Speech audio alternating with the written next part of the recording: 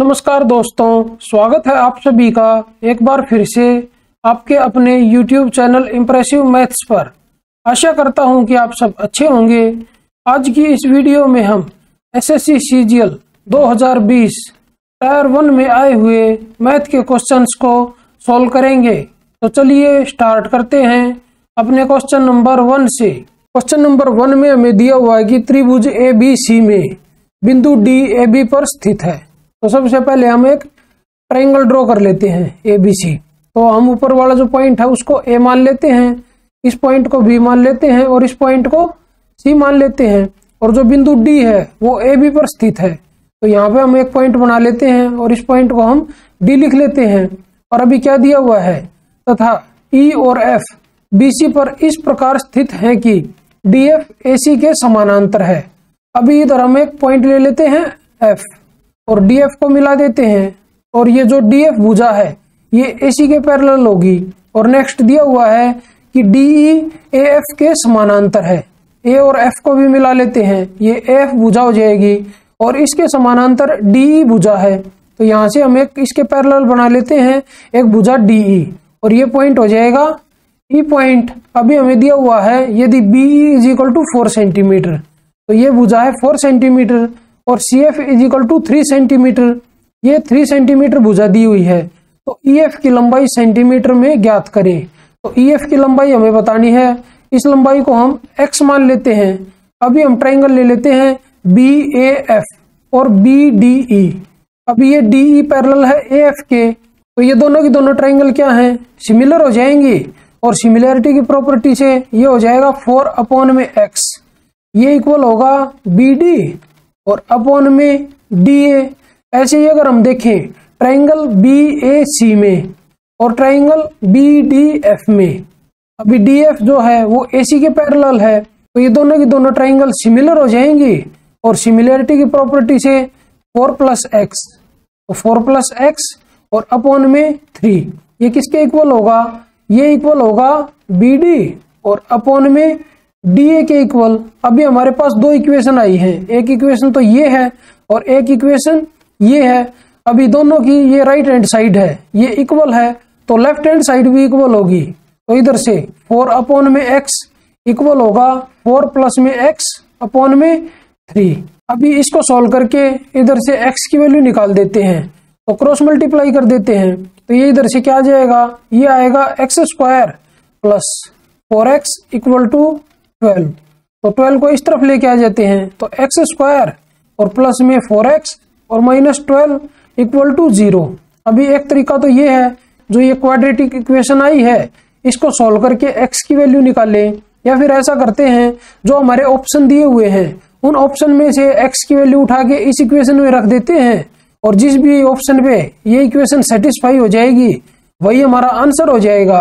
अगर मैं इसमें 3 रख देता हूँ ऑप्शन नंबर 1 को, तो ये कितना आएगा 9 और 4 × 3 12, तो 9 प्लस में 12, ये कितना होगा, ये हो जाएगा 21 और 21 - 12 होता 9, तो 0 के इक्वल नहीं होगा। तो ये हमारा आंसर नहीं हो सकता। और 1.5 को 1 मिनट के लिए हम छोड़ देते हैं। अभी अगर हम 5 रखें तो 25 और प्लस में और कुछ ज्यादा प्लस हो जाएगा इसके साथ और -12 होगा, तो वो भी 0 के इक्वल नहीं आएगा। तो ये ऑप्शन भी हमारा आंसर नहीं हो सकता। अगर मैं ऑप्शन नंबर 4 को इसमें रखूं तो 2 का स्क्वायर कितना होगा, ये 4 होगा और प्लस में 4 × 2 कितना होगा 8 और -12, ये 0 के इक्वल आना चाहिए। तो अभी यहाँ पे आ जाएगा 4 + 8, ये 12 आ जाएगा और -12, तो ये 0 के इक्वल आ गया। मतलब x की वैल्यू 2 रखने से जो ये इक्वेशन थी ये सेटिस्फाई होगी। तो इसका मतलब जो हमारी x की वैल्यू आएगी वो 2 आएगी। अभी अगर हमें इस क्वाड्रेटिक इक्वेशन को सोल्व करना हो तो जल्दी कैसे सोल्व कर सकते हैं इसको, तो हम जो ये 12 दिया हुआ है इसके फैक्टर कर लेते हैं। तो इसके हम 2 फैक्टर करेंगे, जिनकी मल्टीप्लाई तो -12 आए और उनको ऐड करें तो +4 आए। तो 12 के 2 फैक्टर कौन से हो सकते हैं, एक तो 6 और एक 2, और इसमें भी अभी हमें एक माइनस का लेना है और एक प्लस का लेना है। अभी हमें यहाँ पे चाहिए +4, तो 6 वाले को प्लस का ले लेते हैं और 2 वाले को माइनस का ले लेते हैं। अभी यहाँ पे क्या है, x² के साथ कोफिशिएंट 1 है, तो 1 से इसको डिवाइड कर देते हैं और 1 से इसको डिवाइड कर देते हैं। तो ये वैल्यू क्या आ जाएगी, यहाँ पे 6 आएगी और ये -2 आएगी। अगर इधर से x की वैल्यू निकालें तो इनका साइन चेंज कर देंगे तो x की वैल्यू इधर से आएगी -6 और 2, और हमारी भुजा माइनस में हो नहीं सकती, तो इसका मतलब जो ये -6 आया है ये x की वैल्यू हम नहीं ले सकते। तो x की वैल्यू हम कौन सी लेंगे, तो x की वैल्यू इधर से हम लेंगे 2 के इक्वल, और ये ऑप्शन नंबर हमारा कौन सा है, ये हमारा ऑप्शन नंबर है 4। तो चलिए बढ़ते हैं अपने क्वेश्चन नंबर 2 की तरफ। क्वेश्चन नंबर 2 में हमें दिया हुआ है कि ट्राइंगल ABC में AB = 20 सेंटीमीटर, BC = 21 सेंटीमीटर और AC = 29 सेंटीमीटर है। तो cot C plus cosecant C minus 2 tan A का मान ज्ञात करें। तो जो ये तीन भुजाएं हमें दी हुई हैं ये एक राइट एंगल ट्राइंगल की भुजाएं हैं। तो इधर अगर हम राइट एंगल ट्राइंगल ड्रॉ करें तो ये मैं राइट एंगल ट्राइंगल ड्रॉ कर लेता हूँ, और इधर जो ये एंगल है इसको मैं 90 डिग्री मान लेता हूँ। अभी हमें दिया हुआ है कि AC = 29 सेंटीमीटर, तो ये भुजा मैं AC मान लेता हूँ। यहाँ पे पॉइंट B आ जाएगा। अभी AB मेरे को दी हुई है 20 सेंटीमीटर, तो ये 20 लिख लेते हैं। इधर BC दी हुई है 21 सेंटीमीटर, तो यहाँ पे 21 लिख लेते हैं, और AC हमें दी हुई है 29 सेंटीमीटर। अभी हमें बताना है cot C, तो एंगल C इधर है, तो cot C क्या होता है, cot C हमारा होता है बेस अपॉन में परपेंडिकुलर, तो ये हो जाएगा 21 और अपॉन में 20 प्लस। अभी कोसिकेंट C मेरे को देखना है, तो कोसिकेंट C क्या होता है, वो होता है हाइपोटेन्यूज और अपॉन में परपेंडिकुलर, तो ये हो जाएगा 29 और अपॉन में 20 माइनस 2 इंटू tan A। तो अभी हमें ये वाला एंगल लेना है। अगर ये वाला एंगल रहेगा तो परपेंडिकुलर ये हो जाएगा और ये बेस हो जाएगा। तो tan A क्या होता है, तो tan A होता है परपेंडिकुलर और अपॉन में बेस, तो यहाँ पे कितना है 21 और अपॉन में 20। अभी अगर इसको सॉल्व करें, इन दोनों को ऐड कर लेते हैं, तो ये क्या आ जाएगा, ये आएगा 50 और अपॉन में 20 और माइनस, तो ये आ जाएगा 42 और अपॉन में 20। अभी अगर इसको सॉल्व करें तो ये आएगा 8 अपॉन में 20। अभी इसको अगर कट करें तो 4 से कट होगा ये, तो ये इधर 2 आ जाएगा और इधर 5 आ जाएगा, और इक्वल टू ये हमारा होगा 2/5 के, और ये ऑप्शन नंबर हमारा है 3। तो चलिए बढ़ते हैं अपने क्वेश्चन नंबर 3 की तरफ। क्वेश्चन नंबर 3 में हमें दिया हुआ है कि AB एक वृत्त का व्यास है। तो सबसे पहले हम एक सर्कल ड्रॉ कर लेते हैं और इसका जो डायमीटर है वो बना लेते हैं, और वो हमें दिया हुआ है AB। तो यहाँ पे A पॉइंट लेते हैं और यहाँ पे B पॉइंट ले लेते हैं।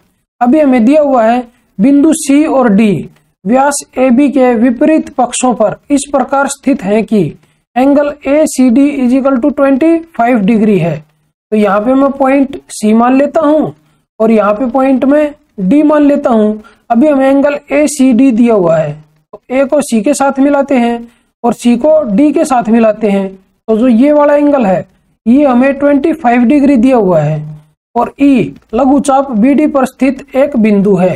तो BD ये वाली चाप है और ये लघु चाप है, तो यहाँ पे पॉइंट होगा E। तो ये E पॉइंट हमने इधर ले लिया। अभी हमें क्या बताना है कि एंगल BED का माप अंश में ज्ञात करें। तो एंगल BED हमें बताना है, तो B को E के साथ मिलाते हैं और D को E के साथ मिलाते हैं, तो ये वाला एंगल हमें बताना है। तो अभी हम ऐसा करते हैं, B को C के साथ मिला लेते हैं। अगर B को C के साथ मिलाएंगे तो ये एंगल ACB, ये पूरा का पूरा एंगल कितना बनेगा, ये 90 डिग्री का एंगल बनेगा, क्योंकि AB डायमीटर है और ये हाफ सर्कल में बना हुआ एंगल है, तो ये 90 डिग्री का एंगल होगा। तो ये 90 डिग्री है पूरा एंगल अगर, और इधर ये 25 है, तो ये इतने एंगल की माप कितनी बचेगी, ये बचेगी 65 डिग्री। अभी हम ले लेते हैं चतुर्भुज हमारा DEB और C, ये हमारा साइक्लिक क्वाड्रिलेटरल है, और साइक्लिक क्वाड्रिलेटरल में आमने सामने के एंगल का जोड़ होता है 180 डिग्री। अगर ये इधर वाला एंगल 65 डिग्री है तो इसके सामने वाला एंगल कितना बचेगा, 180 माइनस 65 डिग्री, तो ये हमारा हो जाएगा 115 डिग्री, मतलब 115 डिग्री, और ये ऑप्शन नंबर हमारा है 1। तो चलिए बढ़ते अपने क्वेश्चन नंबर 4 की तरफ। क्वेश्चन नंबर 4 में हमें दिया हुआ है कि नीचे दी गई तालिका 2020 के दिसंबर महीने के दौरान किसी कंपनी के 4 कर्मचारियों द्वारा प्राप्त आय रुपयों में और उनकी आय के स्रोतों को दर्शाती है। तो क्वेश्चन में हमसे क्या पूछा है, वरुण का बोनस अमित और नितिन दोनों के कुल बोनस से कितने प्रतिशत कम है। तो सबसे पहले हम वरुण का बोनस देखते हैं। तो बोनस वाली रो ये इधर है, तो यहाँ पे वरुण किधर है, ये वरुण है और इसका बोनस है 1240 रुपए। अभी हमें अमित और नितिन दोनों का कुल बोनस देखना है। तो अमित इधर है तो इसका बोनस है 1000 रुपए और नितिन जो है उसका बोनस भी है 1000 रुपए। तो दोनों का बोनस कितना हो जाएगा ऐड होके, तो वो हो जाएगा 2000 रुपए। और वरुण का बोनस कितना था 1240 रुपए और दोनों का मिला के अमित और नितिन कितना ज्यादा है, तो ये ज्यादा हो जाएगा 760 रुपए। अभी हमें बताना है कि जो वरुण का बोनस है अमित और नितिन दोनों के कुल बोनस से कितने प्रतिशत कम है। तो 760 कम है और कितने से 2000 से, और परसेंटेज में हमें बताना है तो 100 से मल्टीप्लाई कर देते हैं। तो 3 जीरो से ये 3 जीरो कट हो जाएंगे। अगर इसको हम 2 से कट करेंगे तो ये हमारा आएगा 38%, ये इक्वल टू है 38%। और ये ऑप्शन नंबर हमारा है 1। तो चलिए बढ़ते हैं अपने क्वेश्चन नंबर 5 की तरफ। क्वेश्चन नंबर 5 में हमें दिया हुआ है कि ए, बी और सी 3 दुकानदार किसी समरूप वस्तु पर रुपए 4820 का मूल्य अंकित करते हैं। तो मार्क प्राइस हमें दिया हुआ है 4820 और हमें बताया हुआ है ए, बी और सी अपनी वस्तुओं को क्रमशः 20% और 20%, 25% और 15% तथा 30% और 10% की क्रमागत छूट पर बेचते हैं। कौन सा दुकानदार अधिकतम छूट देता है और कितनी रुपयों में देता है, ये हमें बताना है। तो ए की छूट कितनी है, ये 20% पहले और उसके बाद 20%। बी की छूट है स्टार्टिंग में 25% और उसके बाद 15%। और सी की छूट है स्टार्टिंग में 30% और बाद में 10%। अभी अगर हम तीनों की छूट को देखें और इनको अगर ऐड करें तो 20 + 20 40% और 25 + 15 ये भी 40% और 30 + 10 ये भी 40%। अगर ऐसी कोई भी कंडीशन हो कि जिनमें छूट का जो जोड़ है वो सेम रहे, चाहे 4 बंदे हो, 5 हो या 2 हो, तो सबसे अच्छी छूट कौन सी मानी जाएगी, जिसकी वैल्यू स्टार्टिंग वैल्यू जो भी है वो सबसे ज्यादा होगी। यहाँ पे स्टार्टिंग परसेंटेज कितनी है 20% है, यहाँ पे 25% है और यहाँ पे 30% है।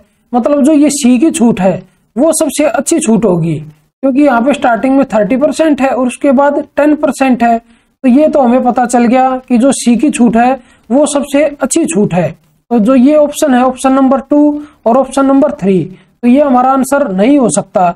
अभी या तो हमारा आंसर होगा ऑप्शन नंबर 1 या आंसर होगा ऑप्शन नंबर 4। तो अभी अगर हम सी की छूट देखें तो ओवरऑल हमें कितनी छूट मिलेगी, तो वो हमें मिलेगी 30 और प्लस में 10 और माइनस 30 × 10 और अपॉन में 100। अगर इसको सोल्व करें तो ये आ गया 40 और -3, तो ये हमें ओवरऑल छूट मिलेगी 37% की। अभी हमें मार्क प्राइस दिया हुआ है 4820 रुपए, तो इधर लिख लेते हैं 4820। तो इसका अभी हमें 37% निकालना है, तो इनटू में 37 और अपॉन में 100। अभी 0 से 0 कट कर देते हैं। अभी इनकी मल्टीप्लाई क्या आएगी, यूनिट डिजिट देख लेते हैं। तो 2 × 7 कितना होगा, लास्ट में 4 आएगा और अपॉन में 10 है, तो इधर एक दशमलव लगा देंगे और अपना ऑप्शन चेक करेंगे। अभी तो ये तो पूरा है, इधर जो भी वैल्यू आई है, तो ये भी हमारा आंसर नहीं होगा। तो 0.4 कौन से ऑप्शन के लास्ट में है, तो ये 0.4 ऑप्शन नंबर 4 के लास्ट में है, तो यही हमारा आंसर हो जाएगा। मतलब हमें पूरी कैलकुलेशन करने की जरूरत नहीं है। तो चलिए बढ़ते हैं अपने क्वेश्चन नंबर 6 की तरफ। क्वेश्चन नंबर 6 में हमें दिया हुआ है, यदि 9 अंक वाली संख्या 7P 5 9 6 4 Q 2 और 8 88 से पूर्णतः विभाज्य है, तो Q के अधिकतम मान के लिए P² - Q का मान ज्ञात करें, जहां P और Q प्राकृतिक संख्याएं हैं। 88 से डिवाइड होने का क्या मतलब है कि ये संख्या जो भी है ये 8 से भी डिवाइड होगी और ये 11 से भी डिवाइड होगी, इन दोनों से डिवाइड होगी। तो 8 से डिवाइड होने के लिए सबसे पहले इसको चेक करेंगे, तो ये लास्ट की 3 डिजिट 8 से चेक होनी चाहिए और Q का मान हमें अधिकतम लेना है, तो हम 9 से स्टार्ट करते हैं देखना। तो इधर अगर मैं 9 2 और 8 रखूं लास्ट में और इसको 8 से डिवाइड करूं तो ये क्या होगा, 8 एकम 8 और फिर 8 एकम 8 और 8 6 48। तो ये पूरी 8 से डिवाइड होगी ये लास्ट की 3 डिजिट, तो तो ये संख्या भी 8 से डिवाइड हो जाएगी। अगर इसके क्यू की जगह 9 रख दें तो क्यू की वैल्यू तो हमें पता चल गई कि हमारी 9 है, क्योंकि हमें मैक्सिमम वैल्यू लेनी थी इसकी। अभी हम पी की वैल्यू निकालेंगे और पी की वैल्यू हम निकालेंगे इस 11 का यूज करके। अभी हम इसको 11 से डिविजिबल होने के लिए चेक करेंगे। तो ये क्या आ जाएगा, यह आएगा 7 पी 5 9 6 4 और क्यू की जगह 9 रख देते हैं और 2 और 8। अभी 11 से डिवाइड होने के लिए चेक करेंगे। 7 और 5 12, 12 और 6 18, 18 और 9 ये होता है 27 और 8 इसमें ऐड करेंगे तो ये हो जाएगा 35। तो इधर लिखते हैं 35। अभी इनको ऐड करेंगे p प्लस 9, 9 और 4 13, 13 और 2 15। तो ये इक्वल आना चाहिए p प्लस 15 के। अगर इधर से p की वैल्यू निकालें तो क्या आएगी 20, और यहाँ पे p जो है वो सिंगल डिजिट में है, तो ये सिंगल डिजिट में लेके आने के लिए इसमें से हम 11 माइनस कर देंगे। तो ये कितना आ जाएगा, ये आ जाएगा 9। तो p की वैल्यू भी हमें पता चल गई कि हमारी 9 है। अभी इस इक्वेशन में इसको रख देते हैं दोनों वैल्यूज को, क्योंकि हमें पी स्क्वायर माइनस क्यू का मान बताना है और p और q इक्वल है। तो इसको मैं क्या लिख सकता हूँ, इसको मैं लिख सकता हूँ पी स्क्वायर माइनस p, और p इसमें से अगर कॉमन ले लेंगे तो ये क्या बचेगा, तो ये बचेगा p माइनस 1। तो अभी p की वैल्यू रख देते हैं इसमें 9। तो ये क्या हो जाएगा 9 इंटू में 9 माइनस 1 8, तो ये हो जाएगा 9 8 72, तो 72 आएगा। और ये ऑप्शन नंबर हमारा है 1। तो चलिए बढ़ते अपने क्वेश्चन नंबर 7 की तरफ। क्वेश्चन नंबर 7 में हमें दिया हुआ है यदि a माइनस 12 अपॉन में a इज इक्वल टू 1 है, जहां a ग्रेटर देन है 0, तो a स्क्वायर प्लस 16 अपॉन में a स्क्वायर का मान ज्ञात करें। तो इस इक्वेशन को अगर सोल्व करें इस वाली को, तो ये क्या आ जाएगा, ये आ जाएगा a स्क्वायर माइनस 12 और इक्वल टू a। तो a को इस तरफ लेके आ जाते हैं तो ये क्वाड्रेटिक इक्वेशन बन जाएगी। तो ये हो जाएगा a square minus a minus 12 और इक्वल टू 0। अभी इस इक्वेशन को सोल्व करके इधर से a की वैल्यू निकाल लेते हैं। तो 12 के फैक्टर करेंगे अभी हम, तो वो हो जाएंगे 4 और 3। तो अभी हमें इनकी मल्टीप्लाई माइनस में चाहिए, तो इसको हम माइनस का ले लेते हैं और इसको प्लस का, क्योंकि इनका जोड़ हमें -1 चाहिए।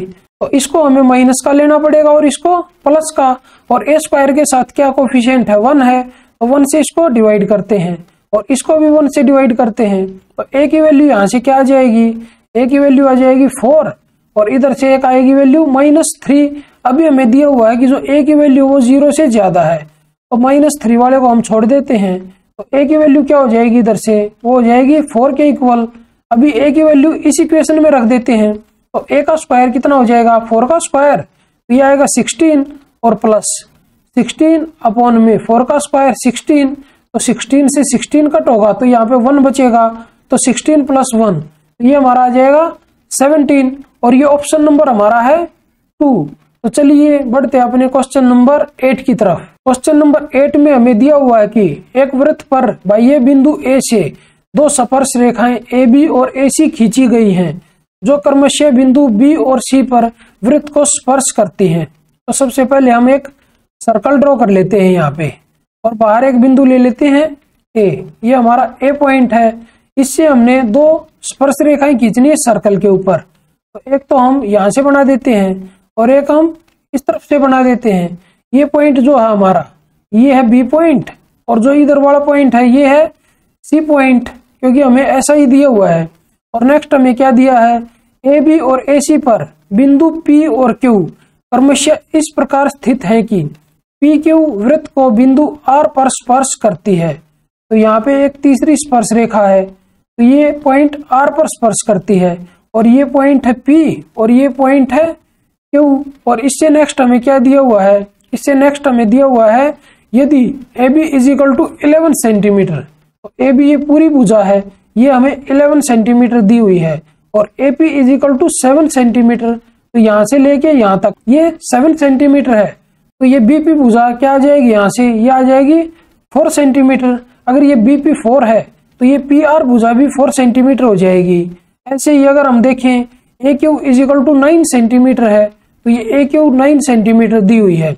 और किसी भी बाह्य बिंदु से स्पर्श रेखाएं इक्वल होती हैं।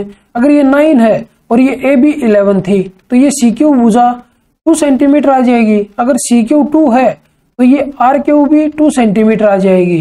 तो अभी हमें क्या बताना है, तो अभी हमें बताना है PQ की लंबाई सेंटीमीटर में क्या है। तो PQ की लंबाई क्या आएगी, इधर से ये 4 और प्लस में 2, तो PQ की जो वैल्यू आई है वो हमारी आई है 6 सेंटीमीटर, और ये ऑप्शन नंबर हमारा है 4। तो चलिए बढ़ते अपने क्वेश्चन नंबर 9 की तरफ। क्वेश्चन नंबर 9 में हमें दिया हुआ है कि चमनलाल, अरशद और जगजीत सिंह ने कोई चुनाव लड़ा था। मतदान के सभी वोट वैध थे। अरशद को कुल वोटों के 35% वोट मिले थे। तो यहाँ पे हम लिख लेते हैं चमनलाल, अरशद, और इधर लिख लेते हैं हम जगजीत सिंह। तो अरशद को कितने वोट मिले, 35%। तो ये अरशद इधर है तो ये आ जाएगा 35%, और चमनलाल को प्रत्येक 35 वोट में से 14 वोट मिले थे। तो इसको कितने मिले, 14 मिले आउट ऑफ 35, और इसको भी हम परसेंटेज में कन्वर्ट कर लेते हैं। तो 7 से इसको कट करेंगे तो ये 2 आएगा, और ये इधर आएगा 5, और 2/5 क्या होता है, ये होता है 40%। और टोटल वोट कितने होते हैं, 100%। तो ये 40% और इधर 35%, इन दोनों का ऐड करेंगे तो ये 75%। तो जगजीत को कितने मिले होंगे, वो मिले होंगे 25%। अभी नेक्स्ट क्या दिया हुआ हमें, विजेता को सबसे कम वोट पाने वाले व्यक्ति की तुलना में 4950 वोट अधिक मिले थे। मतदान हुए सभी वोटों की कुल संख्या ज्ञात कीजिए। तो विजेता इसमें कौन होगा, जिसको सबसे ज्यादा वोट मिले होंगे, और उसको मिले हैं 40%, और सबसे कम किसको मिले हैं, जगजीत को मिले हैं 25%। तो इन दोनों का डिफरेंस कितना है, इन दोनों का डिफरेंस है 15% के इक्वल। और क्वेश्चन में ये डिफरेंस किसके इक्वल दिया हुआ है, ये दिया हुआ है 4950 वोट के इक्वल। तो इसको रख देते हैं 4950 के इक्वल। तो अभी इधर से हम 100% की वैल्यू निकालेंगे। तो 100% की वैल्यू क्या हो जाएगी, वो हो जाएगी 4950 और इंटू में 100, और इसको हम डिवाइड करेंगे 15 से। तो 15 से अगर इसको कट करें तो ये होगा 15×3=45, 4 बचेगा, तो 15×3=45 और एक 0। तो ये मल्टीप्लाई होगी, कितना आ जाएगा, ये आ जाएगा 33,000 के इक्वल। मतलब टोटल वोट जो हमारी थी वो थी 33,000, और ये ऑप्शन नंबर हमारा है 4। तो चलिए बढ़ते अपने क्वेश्चन नंबर 10 की तरफ। क्वेश्चन नंबर 10 में हमें दिया हुआ है कि प्रथम 8 अभाज्य संख्याओं के औसत का। तो सबसे पहले हम जो हमारी प्रथम 8 अभाज्य संख्याएं हैं उनको देख लेते हैं। तो सबसे पहले हमारी अभाज्य संख्या होगी 2, और इसके बाद 3, 4 को छोड़ देंगे 5, फिर 6 छोड़ देंगे, फिर 7, 8, 9 और 10 को छोड़ देंगे, फिर आएगा 11, 12 को छोड़ेंगे तो 13, फिर 14 और 15, 16 को भी छोड़ देंगे, तो फिर आएगा 17, और इसके बाद आएगा 19। अभी देखिए तो ये कितनी संख्याएं होगी, तो 3 और 3 6 और 2 8, और हमें प्रथम 8 अभाज्य संख्याएं ही लेनी थी। अभी हमें इनका एवरेज निकालना है। तो इनको सभी को हम ऐड करेंगे सबसे पहले। तो 13 + 17 ये होता है 30, और 11 + 19 ये भी होता है 30, और 7 + 3 ये होता है 10, और 5 + 2 ये होता है 7। अगर सभी को ऐड करें तो 30 और 30 60, और 10 70, और 7 77, तो 77। और एवरेज निकालेंगे तो कितनी संख्याएं थी, 8 थी, तो 8 से डिवाइड करेंगे। और नेक्स्ट क्या दिया हुआ है, प्रथम 10 समप्राकृतिक संख्याओं के औसत से अनुपात ज्ञात करें। तो सबसे पहले प्रथम जो 10 सम संख्याएं हैं वो क्या होंगी, वो होंगी 2, 4, 6 और अप टू ये 20 तक जाएंगी। उनमें से अगर हम 2 कॉमन ले लें तो 2 कॉमन ले लेते हैं, तो क्या बचेंगी संख्याएं, तो संख्याएं बचेंगी 1, 2, 3, 4, और अप टू कहां तक जाएंगी, ये जाएंगी 10 तक। अभी इनका एवरेज हमें निकालना है, तो इनको सबसे पहले हम ऐड करेंगे। तो ऐड कर देते हैं, तो ये ऐड होके कितना आ जाएगा, हमारा फॉर्मूला होता है n × n + 1 और अपॉन में 2, और 2 इसके साथ बार था तो 2 से मल्टीप्लाई कर देते हैं। अभी ये इन सभी का जोड़ आ जाएगा। अभी हमें इसका एवरेज निकालना है।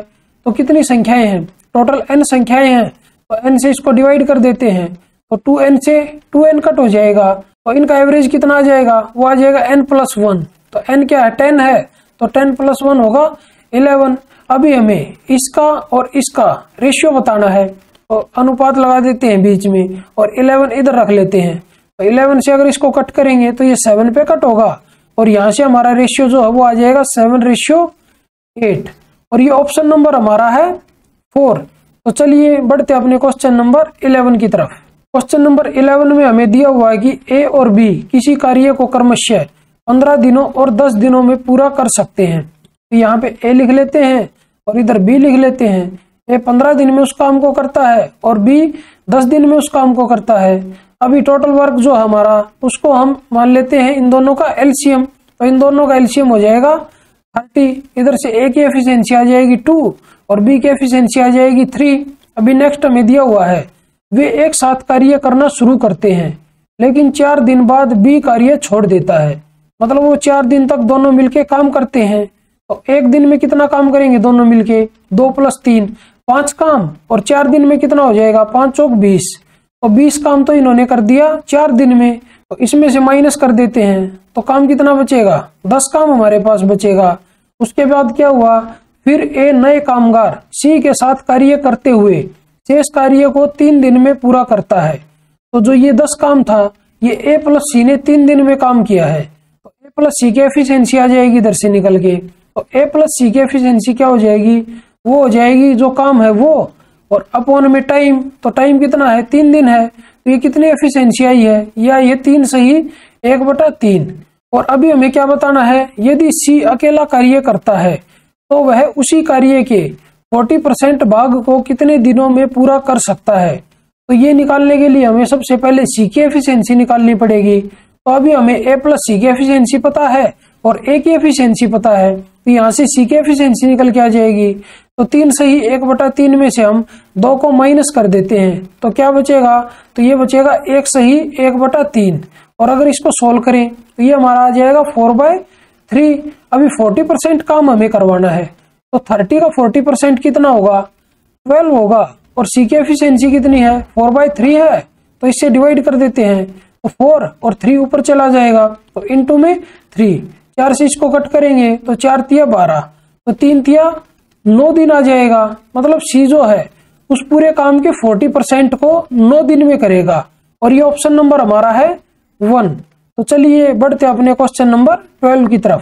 क्वेश्चन नंबर 12 में हमें एक ट्रिग्नोमेट्रिक फंक्शन दिया हुआ है। इसको सॉल्व करके हमें इसकी वैल्यू बतानी है। तो हम ऐसा करते हैं इस इक्वेशन में हम थीटा की वैल्यू 45 डिग्री पुट कर देते हैं। लेकिन हमें एक चीज ध्यान रखनी है बस कि अगर हम ऑप्शन में अपने 45 डिग्री वैल्यू पुट करेंगे तो कोई भी 2 ऑप्शन सेम नहीं आने चाहिए। तो अभी अगर हम इसमें थीटा की वैल्यू 45 डिग्री रख दें तो कोट 45 होता 1 और उसका क्यूब क्या होगा वो भी 1 आ जाएगा। तो 1 में नीचे क्या है कोसिकेंट स्क्वायर थीटा और कोसिकेंट 45 डिग्री होता है √2 और उसका स्क्वायर करेंगे तो वो 2 आ जाएगा। और प्लस में tan क्यूब 45 डिग्री तो ये भी 1 आ जाएगा। और अपॉन में सिकेंट 45 डिग्री √2 और उसका स्क्वायर 2 और प्लस में यह आएगा 2 इंटू साइन 45 डिग्री 1/√2 और इंटू में cos 45 डिग्री 1/√2। अगर इसको सॉल्व करें तो इन दोनों का ऐड करके तो आएगा 1 और प्लस में तो ये √2 और √2 हो जाएगा मिलके 2 और 2 से 2 कट हो जाएगा तो यहाँ पे बचेगा 1। तो 1 + 1 आएगा 2 के इक्वल। अभी हम अपने ऑप्शंस में थीटा की वैल्यू 45 डिग्री पुट कर देते हैं और जिस भी ऑप्शन में 45 डिग्री रखने पे 2 आएगा वही हमारा आंसर हो जाएगा। अगर ऑप्शन नंबर 1 में हम थीटा की वैल्यू 45 डिग्री रखें तो ये √2 और इंटू में √2 तो ये वैल्यू आ जाएगी 2 के इक्वल। तो ये हमारा आंसर हो सकता है। एक बार हम अपने ऑप्शन नंबर 2, 3 और 4 को भी चेक कर लेते हैं। तो √2 का स्क्वायर कितना होगा 2 होगा और इंटू में √2 का स्क्वायर 2 तो 2 × 2 4। मतलब ये हमारा आंसर नहीं हो सकता।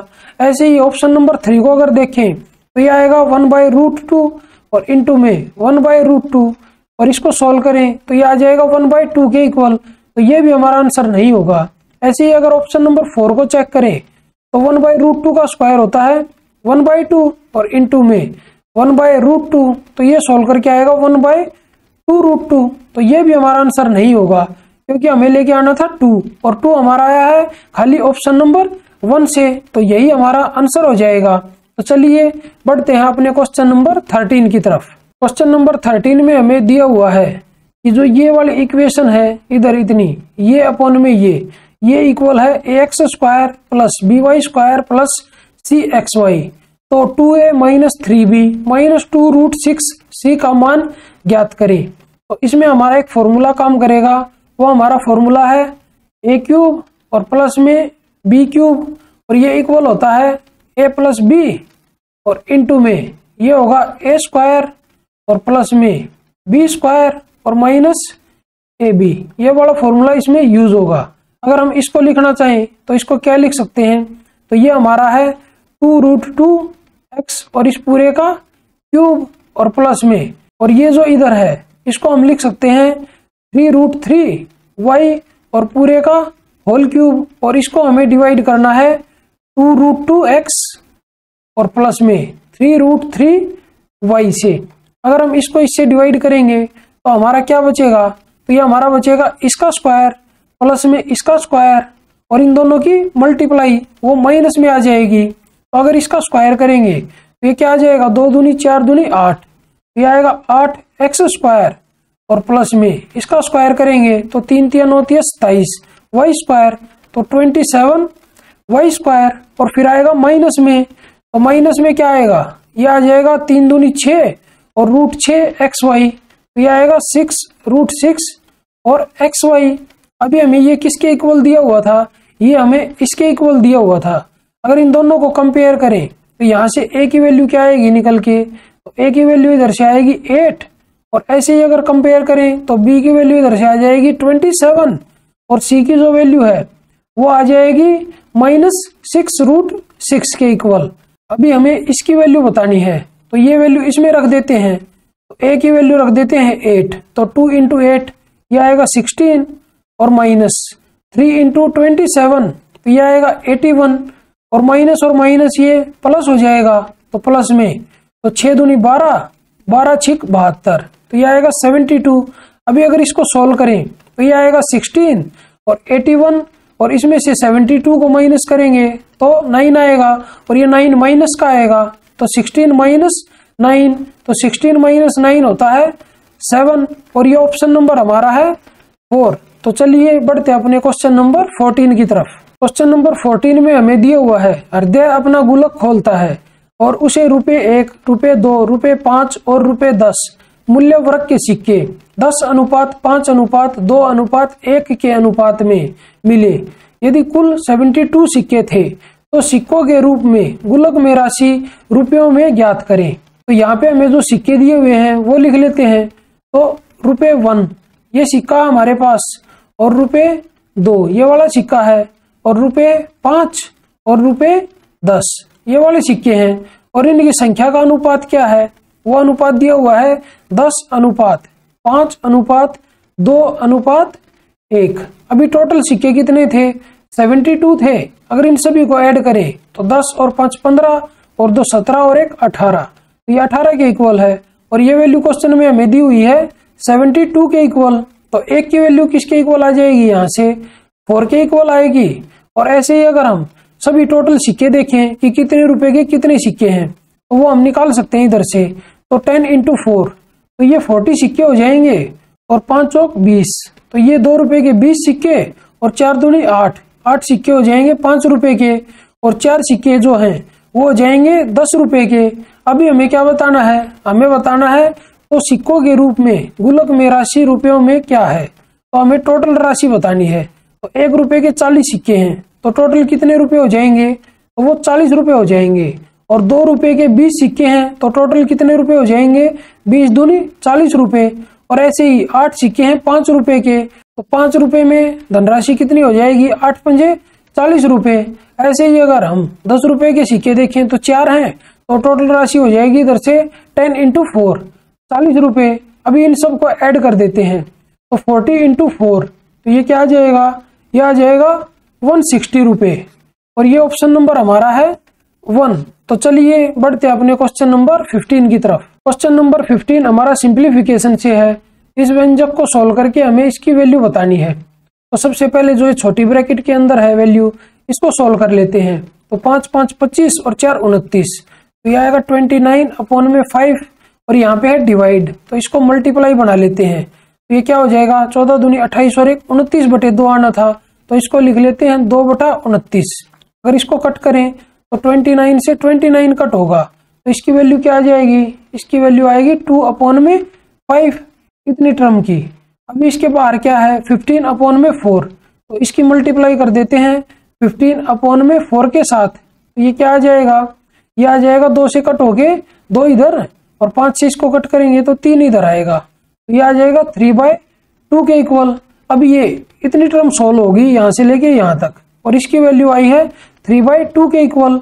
अभी इसमें हमें ऐड करना है 3 सही 2/3, तो इसको सोल्व करेंगे तो 3 3 9 और 2 11, 11/3 आएगा और प्लस में ये आएगा 3/2।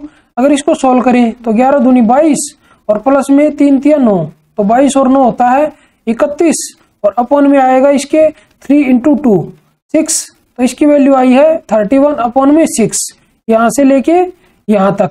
अभी हमें इसमें ऐड करना है 3 सही 5/6 को, तो 6 3 18 और 5 23, तो 23/6 इधर लिखते हैं और इसमें हम ऐड कर देते हैं 31/6 को। अभी इसको अगर सोल्व करें तो ये आएगा 4, 3 और 2 5 और इसको 6 से डिवाइड करेंगे तो ये सोल्व करके आ जाएगा 9 के इक्वल, और ये ऑप्शन नंबर हमारा है 1। तो चलिए बढ़ते अपने क्वेश्चन नंबर 16 की तरफ। क्वेश्चन नंबर 16 हमारा अलजेब्रा से है। हमें दिया हुआ है 4x⁴ - 37x² + 9 = 0 है, और जो x की वैल्यू है वो √3/2 से बड़ी है, तो 8x³ - 27/x³ का मान ज्ञात करें। तो यहाँ पे अगर इसको मैं लिखना चाहूं तो इसको मैं लिख सकता हूं 2x पूरे का होल क्यूब और माइनस में 3/x इस पूरे का होल क्यूब। और ये होल क्यूब निकालने के लिए मेरे को किसकी वैल्यू निकालनी पड़ेगी सबसे पहले, तो मेरे को 2x - 3/x इसकी वैल्यू निकालनी पड़ेगी। तो इस इक्वेशन को यूज करके हम ये वैल्यू निकालेंगे। तो इसको अगर मैं x² से डिवाइड कर देता हूं तो ये क्या आ जाएगा, ये आएगा 4x² और माइनस 37 और प्लस 9/x² = 0। अभी हम ऐसा करते हैं इस 37 को इस तरफ लेके चले जाते हैं, तो ये क्या बचेगा इधर, तो ये बचेगा 4x² और प्लस में 9/x² और = ये आ गया 37 के इक्वल। अभी हम ऐसा करते हैं इसका स्क्वायर कर देते हैं। इसका स्क्वायर करने पे क्या आएगा, ये आएगा 4x² और प्लस में 9/x² और माइनस 2 × 3 और x से x कट हो जाएगा और ये इक्वल किसके आएगा वो हमें निकालना है एक बार। तो इसको सोल्व करें, ये इसकी वैल्यू हमने क्या निकाली है, इसकी वैल्यू हमने निकाली है 37 के इक्वल, तो 37 इधर रख देते हैं और माइनस 2 दूनी 4 3 12, तो 37 - 12 ये कितना आ जाएगा, ये आ जाएगा 25 के इक्वल। और ये हमने इसका स्क्वायर करके निकाली थी ये वैल्यू। अगर इधर से हमें 2x - 3/x की वैल्यू निकालनी हो तो इस 25 का रूट कर देंगे, तो ये वैल्यू आ जाएगी हमारे पास 5 के इक्वल। अभी हमें इसकी वैल्यू बतानी है, तो हम ऐसा करते हैं इसका क्यूब कर देते हैं। अगर इसका क्यूब करेंगे तो ये क्या आ जाएगा, ये आएगा 8x³ और माइनस 27/x³ और माइनस में ये आएगा 3 × 2x और इंटू में 3/x और इंटू में आ जाएगा 2x - 3/x। तो इंटू में हम लिख लेते हैं 2 और इंटू में 3 और इंटू में 5 और ये x से x कट हो जाएगा और ये इक्वल होगा 5 का क्यूब, तो 125। अभी अगर इसको सोल्व करें तो इनकी मल्टीप्लाई क्या आ जाएगी, ये आ जाएगी 3 3 9 और इंटू में 10, तो ये आएगी -90 और ये -90 को इस तरफ लेके जाएंगे तो ये इसमें ऐड हो जाएगा, तो यहाँ से हमें मिल जाएगी 8x³ और माइनस में 27/x³ की वैल्यू, और वो हमारी हो जाएगी 125 और प्लस में 90। अगर इन दोनों को ऐड करें तो ये वैल्यू जो है वो आ जाएगी 215 के इक्वल, और ये ऑप्शन नंबर हमारा है 1। तो चलिए बढ़ते अपने क्वेश्चन नंबर 17 की तरफ। क्वेश्चन नंबर 17 में हमें दिया हुआ है कोई राशि साधारण ब्याज की निश्चित दर पर 3 वर्ष बाद ₹14,880 और 5 वर्ष बाद 16,800 हो जाती है। उसी राशि के लिए 10% वार्षिक ब्याज दर पर 4 वर्ष में प्राप्त साधारण ब्याज रुपयों में ज्ञात करें। तो वो जो राशि थी वो 5 साल में हो जाती है 16,800 रुपये और 3 साल में वो राशि होती है 14,880 रुपये। अगर इसमें से इसको माइनस करें तो आ जाएगा 0, 2, 17 में से 8 गया 9 और 5 में से 4 गया 1 और यहाँ पे अगर इसको माइनस करें तो ये इधर आ जाएंगे 2 साल। मतलब 2 साल में हमें इतना साधारण ब्याज मिलेगा। तो 1 साल में अगर निकालें तो वो कितना आ जाएगा 2 नीम 18, 2 छिक 12 और 0। अभी हमें ये 1 साल का साधारण ब्याज मिल गया। तो अभी हमें 3 साल का निकालना है तो इंटू में 3 तो ये आ जाएगा 0, 3 छिक 18, 8 1 असील, 3 नीम 27 और 1 28। मतलब 3 साल में 2880 रुपये ब्याज मिलेगा और 3 साल में वो राशि हो कितनी जाती है 14,880 रुपये और इसमें से हम ये 2880 रुपये माइनस करेंगे क्योंकि ये ब्याज का पैसा है तो हमारे पास मूलधन आ जाएगा। अगर इसमें से मैं इसको माइनस कर देता हूं तो ये प्रिंसिपल जो है वो आ जाएगा 12,000 रुपये। अभी हमें बताना है कि 10% वार्षिक ब्याज दर पर 4 वर्ष में प्राप्त साधारण ब्याज क्या होगा। तो इसका 10% कितना हो जाएगा, इसका 10% हो जाएगा 1200 रुपये। मतलब ये 1 साल का साधारण ब्याज होगा 10% के हिसाब से। तो हमें बताना है 4 साल का तो इंटू में 4 कर देते हैं तो ये हो जाएगा 4,800 रुपये और ये ऑप्शन नंबर हमारा है 2। तो चलिए बढ़ते अपने क्वेश्चन नंबर 18 की तरफ। क्वेश्चन नंबर 18 में हमें दिया हुआ है कि नीचे दी गई तालिका 2016 से 2020 तक 4 शहरों में लगाए गए पेड़ों की संख्या दर्शाती है। तो क्वेश्चन में हमसे पूछा है निम्न में से किस वर्ष में सबसे अधिक पेड़ लगाए गए थे।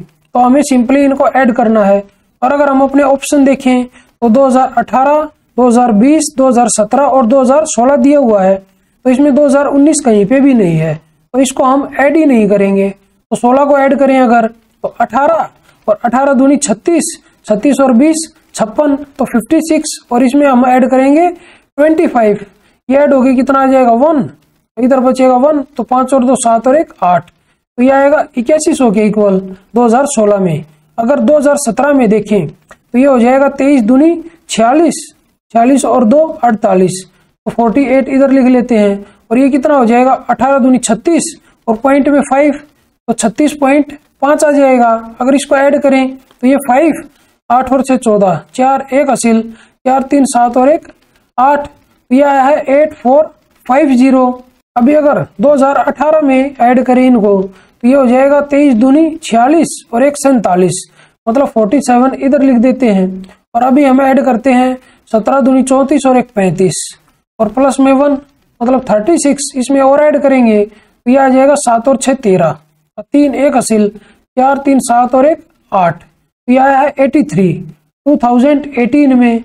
अभी 20 में और ऐड कर लेते हैं और 20 में अगर ऐड करेंगे तो ये कितना हो जाएगा 21 और 20 ये हो जाएगा 41 और अगर इसको और इसको ऐड करें तो इसमें से ये 50 इसको दे देते हैं ये हो जाएगा 23, 23 और 7 30 और 10 40 तो इसमें 40 और ऐड करेंगे तो ये आएगा 81। इनमें से सब में सबसे बड़ी संख्या कौन सी है तो इनमें सब में सबसे बड़ी संख्या ऐड करके आई है ये वाली और ये हमारी आई है 2017 में तो यही हमारा आंसर हो जाएगा। तो 2017 हमारा ऑप्शन नंबर है 3। तो चलिए बढ़ते अपने क्वेश्चन नंबर 19 की तरफ। क्वेश्चन नंबर 19 हमारा ट्रिग्नोमेट्री से है। हमें दिया हुआ है यदि 2 साइन और एंगल है 3x minus 15 degree equal to है 1 के और जो 3x माइनस 15 डिग्री की वैल्यू है वो 0 डिग्री से ज्यादा है और 90 डिग्री से कम है तो हमें बताना है cos square 2x plus 15 degree और प्लस में coat square x plus 15 degree ये इसकी वैल्यू हमें बतानी है। तो ये इक्वेशन हमें दी हुई है स्टार्टिंग में तो इसको अगर सोल्व करें तो इधर से साइन 3x माइनस 15 डिग्री इसकी वैल्यू आ जाएगी 1/2 के इक्वल और साइन में 1/2 की वैल्यू कब होती है वो होती है साइन 30 डिग्री पे। मतलब जो ये एंगल है ये 30 डिग्री के इक्वल है। यहाँ से अगर इनको कंपेयर करें तो 3x minus 15 is equal to 30 degree. अगर इसको सोल्व करें तो इधर से 3x की वैल्यू आ जाएगी 45 के इक्वल और x की जो वैल्यू है वो आ जाएगी 15 डिग्री के इक्वल। अभी हम इसमें x की वैल्यू रख देते हैं तो ये क्या आ जाएगा ये आ जाएगा कोस स्क्वायर 15 दूनी 30, 30 और 15 45 तो cos स्क्वायर 45 डिग्री और प्लस में cot स्क्वायर 15 डिग्री। अभी cos 45 होता है 1/√2 और उसका स्क्वायर हो जाएगा 1/2 और प्लस में cot 30 डिग्री की वैल्यू होती है √3 और उसका स्क्वायर करेंगे तो 3। अगर इसको अभी सोल्व करें तो ये आ जाएगा 7/2 के इक्वल और ये ऑप्शन नंबर हमारा है 4। तो चलिए बढ़ते अपने क्वेश्चन नंबर 20 की तरफ। क्वेश्चन नंबर 20 में हमें दिया हुआ है यदि किसी त्रिभुज का एक कोण 74 डिग्री है तो अन्य दो आंतरिक कोणों के समद्विभाजकों के बीच का कोण ज्ञात करें। मतलब हमें ये दिया हुआ है कि एक ट्रायंगल है और उसका जो एक एंगल है वो 74 डिग्री है, तो इसको हम 74 डिग्री मान लेते हैं। और जो ये दो कोण बच गए इनके अगर समद्विभाजक खींच दें हम, इधर से इसका और इधर से इसका, तो जहां पे ये मिलेंगे तो ये वाला एंगल जो बनेगा इसकी वैल्यू हमें बतानी है और इसकी वैल्यू जो है वो होती है 90 डिग्री और प्लस में जो थर्ड एंगल है ये इसका हाफ मतलब 74 और अपॉन में 2, तो ये आ जाएगा सोल्व करके 90 डिग्री और प्लस में 37 डिग्री। इसको ऐड करेंगे तो ये आएगा 127 डिग्री के इक्वल और ये ऑप्शन नंबर हमारा है 1। तो चलिए बढ़ते अपने क्वेश्चन नंबर 21 की तरफ। क्वेश्चन नंबर 21 में हमें दिया हुआ है कि निम्न पाई चार्ट ABCDE और F 6 भिन्न भिन्न वर्गों में किसी विद्यालय में कक्षा X के 300 विद्यार्थियों के प्रतिशतवार वितरण को निरूपित करता है। तो ये हमें एक पाई चार्ट दिया हुआ है और A का हमें दिया हुआ 20%, B का 18%, C का 19%, D का 17% और E का 14% और F का है 12%। और हमें नीचे एक टेबल दी हुई है उसमें हमें दिया हुआ है दी गई तालिका ABCDE और F 6 भिन्न भिन्न वर्गों में कक्षा X के लड़कों की संख्या को दर्शाती है। तो क्वेश्चन में हमसे क्या पूछा है और क्या हमें दिया हुआ है, यदि वर्ग E में लड़कों की संख्या और लड़कियों की संख्या का अनुपात 3:4 है। तो यहाँ पे हम E लिख लेते हैं। इसमें हमें बॉयज और गर्ल्स का रेशियो दिया हुआ है, वो दिया हुआ है 3:4 और हमसे पूछा है वर्ग E में लड़कों की संख्या, तो इधर E लिख देते हैं। तो इसमें लड़कों की संख्या और वर्ग C में लड़कियों की संख्या के बीच का अनुपात ज्ञात करें। तो C में हमें लड़कियों की संख्या देखनी है और इनका हमें रेशियो बताना है। तो अगर इधर हम देखें तो टोटल विद्यार्थी थे 300 और E में अगर हम निकालें तो E में टोटल कितने हैं, तो E में हमारे हैं 14%। तो इसका 14% कितना हो जाएगा, 14×42 मतलब 42 हो जाएगा टोटल। अगर इसको इस रेशियो में डिवाइड करें तो 4 और 3 7, 7×6 42, तो 6×3 18 और 6×4 24। तो अभी E में बॉयज की संख्या आई है 18, तो वो इधर रख देते हैं और रेशियो।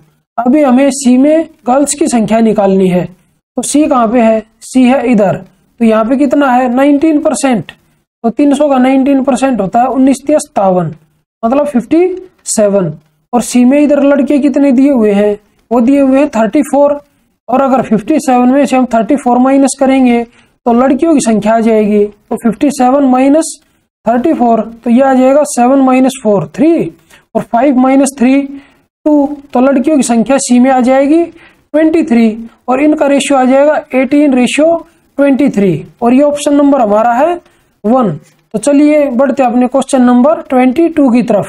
क्वेश्चन नंबर 22 में हमें दिया हुआ है कि एक रेलगाड़ी सुबह 8 बजे स्टेशन A से निकलती है और दोपहर 12 बजे स्टेशन B पर पहुंचती है। तो यहाँ पे हम स्टेशन A मान लेते हैं और यहाँ पे हम स्टेशन B मान लेते हैं। एक ट्रेन यहाँ से चलती है और B पे पहुंचती है 8 बजे चल के सुबह और दोपहर में 12 PM पे B पे पहुंच जाती है। और एक दूसरी ट्रेन है वो सुबह 8:30 बजे स्टेशन B से चलती है और स्टेशन A पे वो 12 बजे ही पहुंचती है। ये हमें दिया हुआ है और क्वेश्चन में हमसे पूछा है वे एक दूसरे से किस समय मिलती हैं।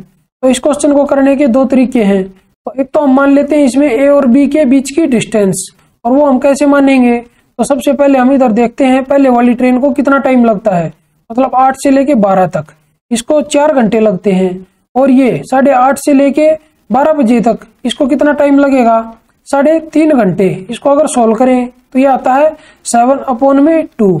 तो दोनों का एलसीएम कितना हो जाएगा, तो दोनों का एलसीएम हो जाएगा 28 भी आ सकता है और 56 भी। तो यहाँ पे डिस्टेंस को हम 56 मान लेते हैं और 4 घंटे लगते हैं, तो जो पहले वाली ट्रेन है उसकी स्पीड आ जाएगी, और वो कितनी आ जाएगी, वो आ जाएगी 14। और सेकंड वाली ट्रेन की स्पीड कितनी आ जाएगी, यहाँ से सेकंड वाली ट्रेन की स्पीड आ जाएगी 16 डिस्टेंस अपॉन में ये टाइम। तो दोनों की स्पीड हमारे पास अभी आ गई। और ये कितने बजे चलती है ट्रेन, 8 बजे, और ये 8:30 बजे। तो ये आधे घंटे में कितना डिस्टेंस कवर कर लेगी, 1 घंटे में करती है 14 किलोमीटर, और आधे घंटे में कितना करेगी, 7 किलोमीटर। अभी 7 किलोमीटर इसने कवर कर दिया, तो बच गया कितना, तो 56 में से 7 माइनस करेंगे तो ये बच जाएगा 49 किलोमीटर, और यहाँ पे 7 गया तो ये कितना बच गया अभी, 49। ये हमें कवर करना है। और दोनों की स्पीड कितनी है, एक की 14 है, एक की 16, और दोनों की दोनों अपोजिट डायरेक्शन में चल रही है, तो दोनों की स्पीड आपस में जुड़ जाएगी। तो 14 प्लस 16 कितना होगा, 30। तो 30 से इसको डिवाइड करेंगे, मतलब डिस्टेंस अपॉन में स्पीड, तो ये टाइम आ जाएगा। अगर इसको सोल्व करें तो ये हमारा आ जाएगा 30 से कम 30, और ये बचेगा कितना, 19, और अपॉन में 30। अभी ये हमारा आया है 1 सही 19/30 घंटे। अभी इसको मिनट में कन्वर्ट कर देते हैं, तो 1 घंटे को ऐसे ही रख लेते हैं, और जो 19/30 घंटे हैं इसको अगर मिनट में कन्वर्ट करेंगे तो 60 से मल्टीप्लाई करेंगे, तो 30 दूनी 60, और यह आ जाएगा 19 दूनी 38 मिनट। तो 1 घंटा इधर लिखते हैं, और प्लस में 38 मिनट। और टाइम हमारा कितना था, यहाँ पे जो हमारा टाइम था वो 8:30 बजे था, मतलब जो पहली ट्रेन थी यहाँ पे 8:30 बजे से चली थी इधर, और जो ये वाली ट्रेन थी यहाँ से 8:30 बजे चली थी, मतलब हमें 8:30 AM में ये 1 घंटा और 38 मिनट को ऐड करना है। अगर 1 घंटा इसमें ऐड कर देंगे तो ये 9:30 हो जाएगा, और इसमें 38 मिनट ऐड करेंगे तो ये हो जाएंगी 68 मिनट, और 1 घंटे में होती है 60 मिनट, तो ये आ जाएगा 10 घंटे। और कितनी मिनट बचेंगी, वो बचेंगी 8 मिनट। तो सुबह 10:08 पे वो ट्रेन आपस में मिलेंगी। तो एक तरीका तो है ये इसको सॉल्व करने का, और एक इसका शॉर्टकट तरीका भी है। तो जो पहले वाली ट्रेन है वो 8 बजे चलती है और 12 बजे पहुंच जाती है, तो कितना टाइम लगेगा, 4 घंटे। और इनटू में जो पहले वाली ट्रेन है वो 8:30 बजे चलती है, तो उसको भी हम मान लेंगे वो 8 बजे ही चलती है, तो 8 से लेके वो 12 बजे तक पहुंचती है, तो उसको भी 4 घंटे लगे, तो 4 इधर मल्टीप्लाई कर देते हैं। और अपॉन में तो पहले वाली ट्रेन का टाइम कितना है, 4 घंटे, तो हम एक्चुअल वाला टाइम लिखेंगे। और प्लस में अभी इसको हम मानेंगे 8:30 बजे चलती है और 12 बजे पहुंचती है, तो इसको एक्चुअल टाइम कितना लग गया, 3.5 घंटे लग गए। तो 3.5 घंटे को अगर सोल्व करें तो वो होता है 7/2, तो इसमें 7/2 ऐड कर देते हैं।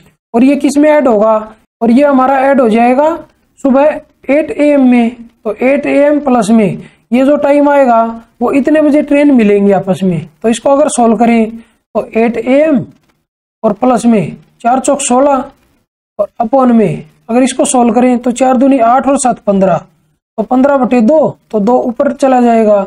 तो इसको अगर सोल्व करेंगे तो यह आएगा 8 AM और प्लस में 32 और अपॉन में 15। अगर इसको सोल्व करें तो यह आएगा 2 सही 2/15 घंटे। अगर इसको 2/15 घंटे को मिनट में कन्वर्ट करेंगे तो 2/15 और इंटू में 60, तो 15 चौक 60, तो 4 दूनी 8 मिनट, मतलब 2 घंटे और 8 मिनट।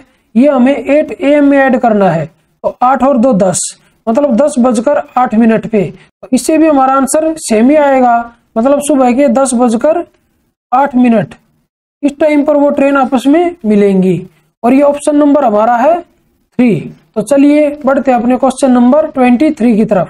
क्वेश्चन नंबर 23 में हमें दिया हुआ कि निम्न बार ग्राफ 2014 से 2018 तक 5 वर्ष के दौरान A और B संस्थानों में विज्ञान पाठ्यक्रम के लिए नामांकित छात्रों की संख्या को दर्शाता है।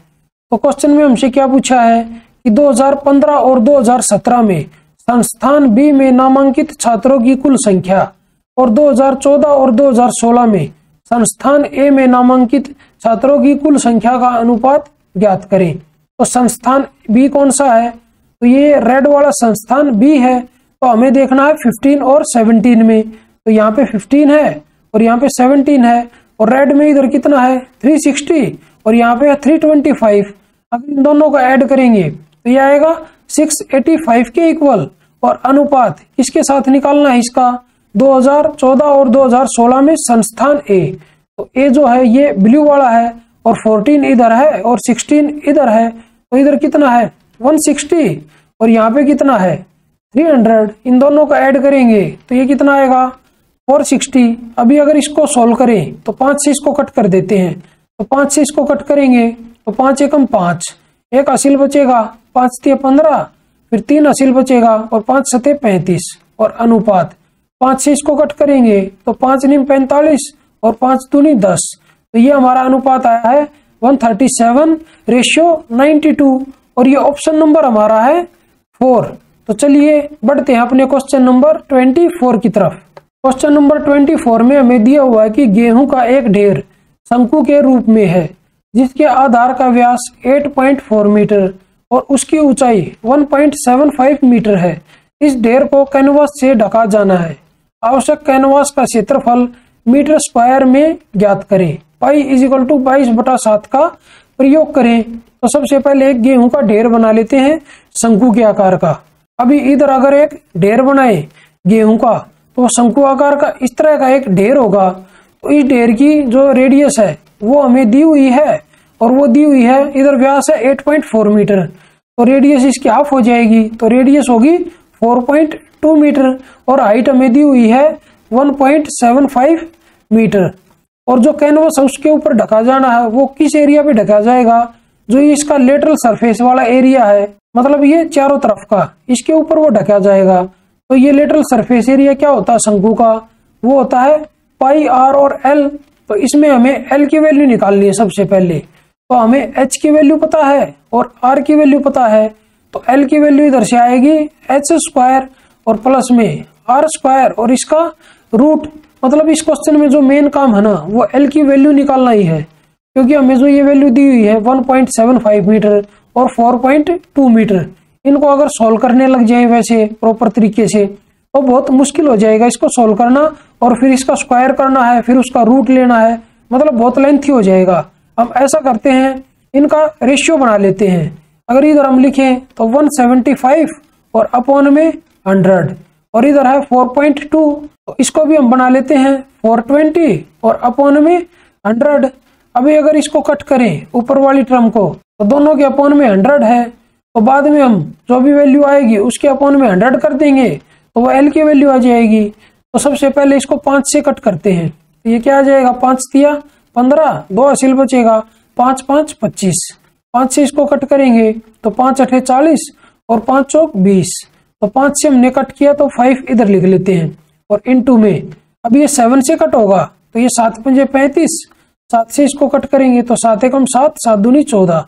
तो ये आया है 5 और 12। और अगर राइट एंगल ट्रायंगल में ट्रिपलेट देखें तो वो क्या होता है, वो होता है 5, 12 और 13। तो जो स्लांट हाइट आएगी वो 13 का मल्टीपल होगी। तो इधर हमने किससे कट किया था ये 7 से, तो इनटू में 7 और अभी जो ट्रिपलेट की थर्ड साइड थी वो आई है 13, तो 13 से इसको मल्टीप्लाई कर देते हैं और दोनों के अपॉन में 100 था तो इसके भी अपॉन में 100 कर देते हैं। तो ये हमारी एल की वैल्यू आ जाएगी इस तरह से निकल के। तो अभी इस फॉर्मूले में रख देते हैं ये सारी वैल्यू। पाई की वैल्यू हमने लेनी है 22/7, तो इधर रख देते हैं 22/7 और इनटू में आर की वैल्यू हमें दी हुई है 4.2 मीटर, तो ये आ जाएगा 42 और अपॉन में 10 और इनटू में ये जो वैल्यू हमने निकाली है इसको रख देते हैं, तो ये हो जाएगा 35 और इनटू में 13 और अपॉन में 100। अभी अगर इसको सोल्व करें तो 7 से इसको कट कर देते हैं, 7 पंजे 35 और 5 से इसको कट करेंगे तो ये 2 पे कट हो जाएगा।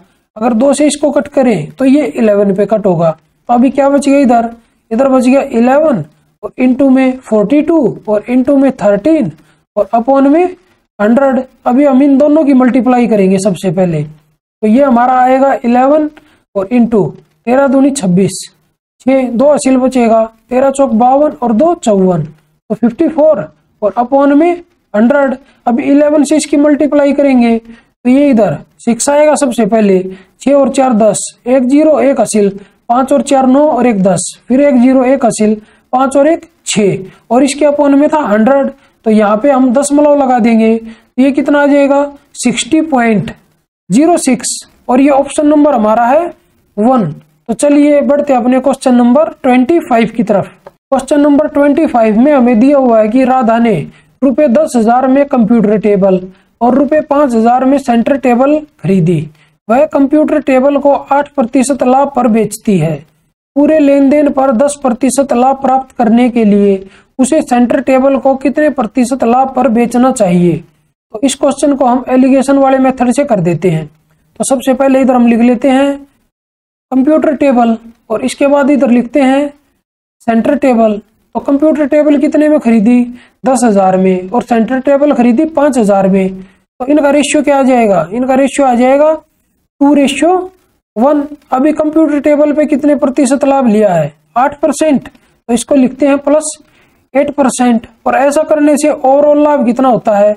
वो होता है 10%। इसको बीच में लिख देते हैं। तो हमें क्या बताना है? हमें बताना है सेंटर टेबल को कितने प्रतिशत लाभ पर बेचना चाहिए। मतलब जो वैल्यू यहाँ पे आएगी वो हमें निकालनी है। तो 10 में से 8 माइनस करेंगे, ये इधर 2 बचेगा। तो यहाँ पे है कितना? 1 है। तो 1 की वैल्यू 2 के इक्वल है, तो 2 की वैल्यू 4 के इक्वल हो जाएगी। और जो ये 4 आया होगा, यहाँ पे जो वैल्यू होगी उसमें से 10 माइनस होके आया होगा। मतलब यहाँ पे जो वैल्यू होगी वो प्लस का 14% होगी। तो सेंटर टेबल को उसने 14% लाभ पर बेचा होगा। और ये ऑप्शन नंबर हमारा है 3। तो चलिए आज की इस वीडियो को यहीं पे समाप्त करते हैं और जल्दी ही मिलते हैं एक नई वीडियो में एक नए पेपर के साथ। तब तक के लिए बाय बाय, टेक केयर। अगर आप लोगों को ये वीडियो पसंद आई हो तो इस वीडियो को लाइक कीजिए, अपने दोस्तों के साथ शेयर कीजिए, और अगर आप मेरे चैनल पर नए हैं तो मेरे चैनल को सब्सक्राइब जरूर कीजिए। और अगर आप लोगों को इस क्वेश्चन पेपर की PDF बाइलिंगुअल में चाहिए तो मेरे टेलीग्राम चैनल इंप्रेसिव मैथ्स को ज्वाइन करना ना भूलें। धन्यवाद।